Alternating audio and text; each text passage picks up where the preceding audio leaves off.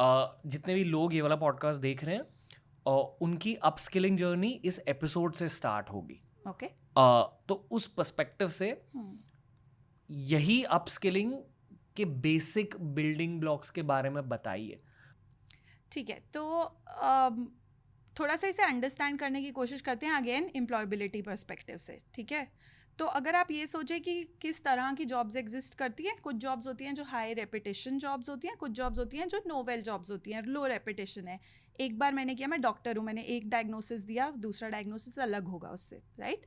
Similarly अगर आप knowledge spectrum पे बात करें, कुछ जॉब्स ऐसी होती हैं जिसके अंदर एक बार आपने वो स्किल डेवलप कर लिया तो बस आप वही रिपीट करते रहते हैं, और कुछ जॉब्स ऐसी होती हैं जिसमें हमें कॉन्स्टेंटली लर्न करना पड़ता है। अगर आप इनके कॉम्बिनेशन को बनाएंगे ना, तो 4 हमारे पास ये बन जाती हैं कैटेगरीज ऑफ जॉब। अब आप किस कैटेगरी में या तो अभी ऑलरेडी प्लेस्ड हैं या आप कहाँ प्लेस होना चाहते हैं, उसके बेसिस पे डिपेंड करेगा कि आपको एआई लिटरेसी चाहिए, आपको एआई फ्लुएंसी चाहिए, या आपको एआई डिज़ाइन कैपेबिलिटी चाहिए। और ये तीनों के लिए बहुत डिफरेंट ट्रेजेक्टरीज होती है, जिसमें कि जैसे आपने बोला कि हमें पहले ही पता रहना चाहिए था, हमें नेक्स्ट 3 इयर्स में लर्न करना है, तो मुझे लगता है कि एआई लिटरेसी तो हमें बहुत ही जल्दी बिल्ड कर देना चाहिए, शायद स्कूल में ही बिल्ड कर देना चाहिए। एक मिनट, एट दिस पॉइंट मैं चाहूँगा कि जितने भी लोग ये पॉडकास्ट सुन रहे हैं, एक नोटबुक और पेन लेकर ये पॉडकास्ट सुने। जब मैं भी पढ़ाई कर रहा था तो बहुत सारे एडवांस लेवल के एआई ट्यूटोरियल्स हैं यूट्यूब पर, इंडियन चैनल्स के, फॉरेन चैनल्स के, किसी ने भी एकदम सिंपल तरीके से नहीं समझाया। वो है हमारी कोशिश। ठीक है। सो आई वुड से कि जो आपने 4 कैटेगरीज के बारे में बताए, तो आई वुड से कि जो 4 कैटेगरीज आपने लिस्ट आउट करी, उन पर थोड़ा सा एक्सपैंड कीजिए। ठीक है। ये बेसिकली सेल्फ क्लासिफिकेशन है, यानी कि कोई लिसनर खुद को उनमें से एक कैटेगरी में क्लासिफाई करेगा based on their current career और their hope for their career. ठीक है। ठीक है, तो अब लेट्स से कि हमारी फर्स्ट कैटेगरी है जिसके अंदर आपकी जॉब ऐसी है जिसके अंदर बहुत हाई स्किल, यानी कि बहुत ज़्यादा चीज़ें नहीं सीखनी है, हमने एक बार सीख लिया हो गया, बट और हाई रेपिटेशन है। ठीक है, अब इसके अंदर क्या आएगा, बहुत सारी जगह पे, जैसे कि मैन्युफैक्चरिंग, बहुत सारी जगह पर अब आ रहा है एआई रोबोट्स यूज़ किए जा रहे हैं, जिसकी वजह से आप क्वालिटी चेक्स कर सकते हैं इंस्टेड कि कोई इंसान वहाँ पे खड़े होकर डिफेक्ट्स मॉनिटर करे, अभी विजुअल्स कंप्यूटर विजन से हम डिटेक्ट कर पा रहे हैं। ठीक है, तो इस केस में अगर आप चाहते हैं कि आप कंटिन्यू करें, आपको इतना एआई तो समझ में आना चाहिए कि आप इन चीज़ों को ऑपरेट कर सकें। कोई आपसे एक्सपेक्ट नहीं करेगा कि आप इन्हें डिज़ाइन करें, कोई आपसे एक्सपेक्ट नहीं करेगा आप इसमें चेंजेस करें, बट इसके आउटपुट को आप देख सकें। ठीक है, तो उसमें हमें वो चाहिए। कोई जॉब ऐसा हो सकता है जिसमें रेपिटेशन बहुत ज़्यादा है लेकिन थोड़ी न्यू चीज़ें भी हमें सीखते रहने पड़ते हैं, जैसे कि कस्टमर केयर सर्विसिंग हो गया।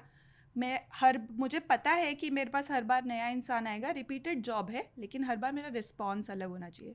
वहाँ पे बहुत ज़्यादा एआई टूल्स आ गए हैं, चैटबॉट्स आ गए हैं, तो क्या होता है, पहले जो FAQ होता है, फ्रीक्वेंटली आस्क्ड क्वेश्चन, वो तो चैटबॉट ट्राई करता है आंसर करने का। अगर चैटबॉट नहीं कर पाता है तो फिर एक ह्यूमन बीइंग के पास आता है। तो अगेन मुझे ये पता रहना चाहिए कि मेरा चैटबॉट कैसे आंसर कर रहा है, कौन सी चीज़ उसने शायद मिस आउट कर दी है, ताकि मैं उसको आंसर कर सकूँ। ठीक है, फिर थर्ड कैटेगरी हमारी आती है जहाँ पे मेरा रेपिटेशन हाई होता है लेकिन मेरा वो भी नॉलेज भी हाई रहना चाहिए, जैसे कि डॉक्टर है ना, जैसे कि लॉयर। अब इसके अंदर क्या आ गया है कि एआई टूल्स का यूज़ करने लग गए हैं बहुत ज़्यादा, कि बहुत सारे लॉयर्स जिनको शायद 4-5 घंटा लगता था एक कॉन्ट्रैक्ट बनाने में, अब एआई को यूज़ करके वो 50 मिनट में बना सकते हैं। या डॉक्टर्स, जो कि रेडियोलॉजिस्ट बहुत ज़्यादा ज़रूरी होता था चेक करने के लिए, जैसे कि मैं अगर इंडिया का एग्जाम्पल लूँ तो TB डायग्नोसिस के लिए ना बहुत अच्छा रेडियोलॉजिस्ट चाहिए, क्योंकि अर्ली स्टेज डायग्नोसिस नहीं कर पाते हैं। बट अब एआई को यूज़ करके ऐसे सिस्टम्स बन गए हैं जो हम गाँव में भी भेज सकते हैं, जहाँ पे एक स्कैन के बाद ही पता चल सकता है कि किसी को TB है कि नहीं है, और उसके अंदर ह्यूमन इंटरवेंशन उतना रिक्वायर्ड नहीं है।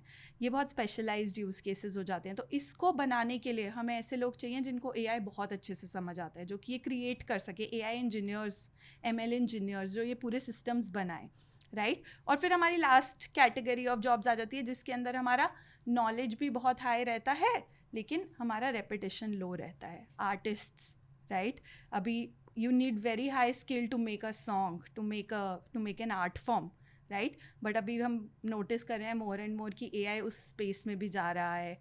गाने बना सकता है AI, आर्ट फॉर्म्स बना सकता है AI. तो उसके अंदर क्या है कि हमारे को स्किल्स वैसे वाले चाहिए कि लोग एथिक्स के बारे में बात कर सकें, AI एथिक्स की बात कर सकें, क्योंकि इस पे बहुत कॉन्वर्जेशन और डिबेट चल रहा है अभी कि ये राइट है या रॉन्ग है.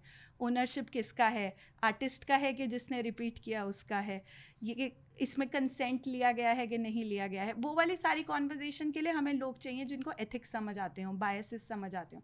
तो वो वाली एक अलग कैटेगरी ऑफ लोग हैं जिनके लिए ट्रेनिंग आप ले सकते हैं. ओके, मैं थोड़े जनता के पर्सपेक्टिव से बात करूंगा यहाँ, और प्लीज़ फिर आप कैटेगराइज कीजिए. पहले तो मैं आर्टिस्ट के लिए बात करूंगा. Content creation, interior designers, architects, actual artist, graphic designers वगैरह, वो प्लेस हुए 4th कैटेगरी में.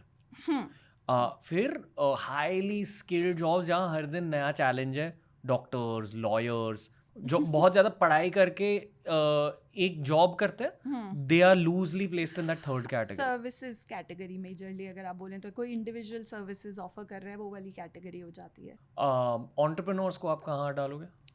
एंटरप्रेन्योर्स तो हर जगह एग्जिस्ट करते हैं मेरे ओपिनियन में, क्योंकि आप एंटरप्रेन्योर हो पर आप कंटेंट क्रिएशन करते हो. मैं एंटरप्रेन्योर हूँ लेकिन मैं एजुकेशन में काम करती हूँ. तो एंटरप्रेन्योर्स तो किसी भी कैटेगरी में लाई कर सकते हैं. सो एंटरप्रेन्योर्स के लिए सारे सब कैटेगरीज इम्पोर्टेंट है. एंटरप्रेन्योर्स के लिए सब इम्पोर्टेंट है, बट हाँ AI adoption, they should know किसको हायर करना है. More importantly. वाओ, ओके, सो एंटरप्रेन्योर्स को इस पूरे चार्ट की जानकारी होनी चाहिए. Of course.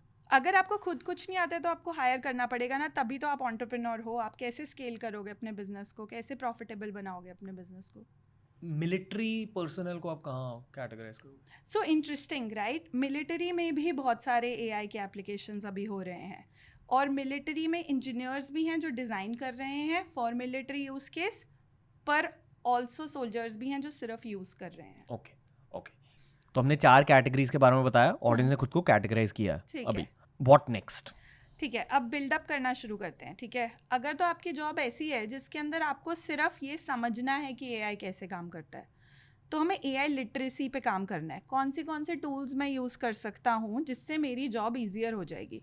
ठीक है, अब मैं धीरे धीरे बिल्डिंग ब्लॉक्स बिल्ड कर रही हूँ. तो मैं जो सबसे फर्स्ट चीज़ बोल रही हूँ वो सबको करना पड़ेगा. आपको भी जानना पड़ेगा कि शायद स्क्रिप्ट का फर्स्ट ड्राफ्ट लिखने के लिए आप AI को कैसे यूज़ कर सकते हो. मुझे भी जानना पड़ेगा कि क्लासरूम प्रेजेंटेशन बनाने के लिए मैं कैसे AI को यूज़ कर सकती हूँ.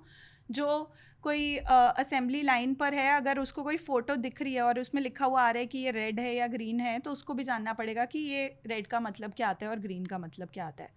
इसमें कोई एक्सपेक्ट नहीं कर रहा है कि आप बहुत ज़्यादा पढ़े लिखे हो तभी आप कर पाओगे. आपको सिग्नल पढ़ना आना चाहिए.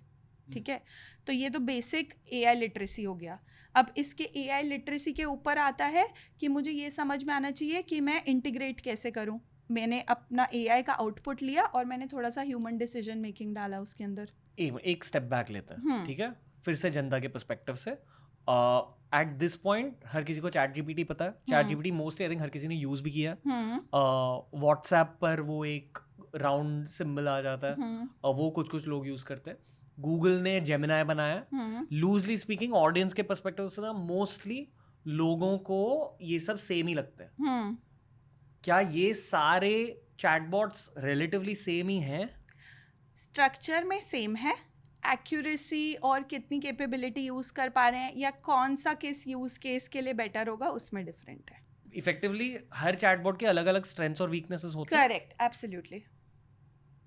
थोड़ा सा ये आप बता सकते हो? ठीक है, तो अब अगर जैसे मैं जो टॉप 3 अभी सबसे ज़्यादा बोले जाते हैं इज़ आपका chat GPT and DeepSeek and let's say Grok.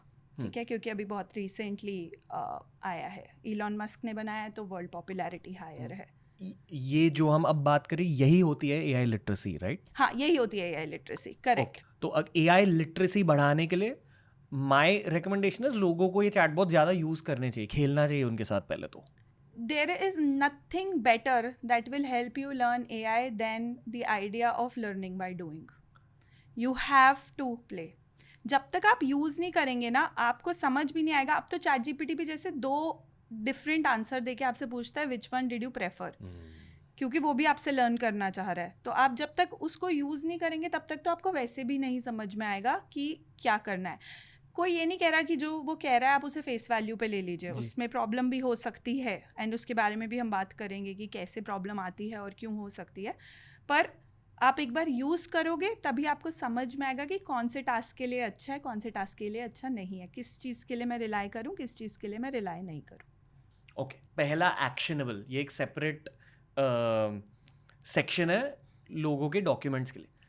पहला एक्शनेबल ये है कि खेलो एआई के Correct. साथ। सबके साथ खेलो, ये नहीं कि एक ही टूल के साथ खेलो, जितने टूल्स का फ्री एक्सेस मिले सबके साथ खेलो। ओके, और सबसे कॉमन टूल्स अब चैट जीपीटी, हम्म। ग्रॉक, हम्म। डीप सीक जो चाइनीज है, हाँ। जेमिनाई गूगल का है, हम्म। और परप्लेक्सिटी। परप्लेक्सिटी जो एक इंडियन फाउंडर ने क्रिएट किया। अभी हाँ। इंडिया के अपने भी आ रहे हैं। रिलायंस आई थिंक एक अभी बहुत सारे, Ola, Krutrim, we have Okay. Something called Kisan GPT that is वाह। कमिंग अप, जो कि किसानों के लिए स्पेसिफिकली बनाया जा रहा है। We have Bhashini that is coming up, जो नॉन इंग्लिश स्पीकिंग के लिए बनाया जा रहा है।